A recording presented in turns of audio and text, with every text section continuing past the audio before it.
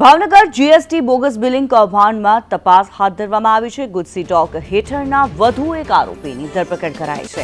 મોહમ્મદ હનીફ યુનુસ કિટાવાલાની ધરપકડ કરવામાં આવી છે। ગુજસી ટોક હેઠળ 20 આરોપીઓ સામે ફરિયાદ નોંધાઈ હતી। 20 આરોપી પૈકી 17 આરોપીઓની ધરપકડ થઈ ચૂકી છે, ત્યારે હજુ પણ 3 આરોપી પોલીસ પકડથી દૂર છે।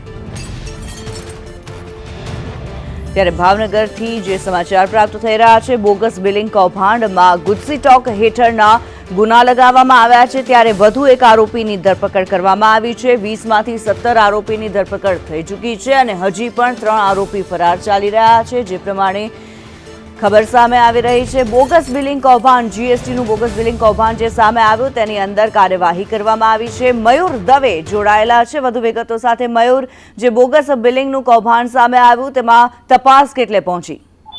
જી કિન્નરી, ચોક્કસથી વાત કરીએ તો બોગસ બિલિંગ કૌભાંડમાં કહી શકાય કે ગુજસી ટોક હેઠળ જે ગુનો નોંધવામાં આવ્યો હતો તેમાં 20 આરોપીઓ સામે છે તે ગુનો છે તે નોંધવામાં આવ્યો હતો, જેમાંથી 16 જેટલા આરોપીઓની છે તે ધરપકડ કરવામાં આવી હતી।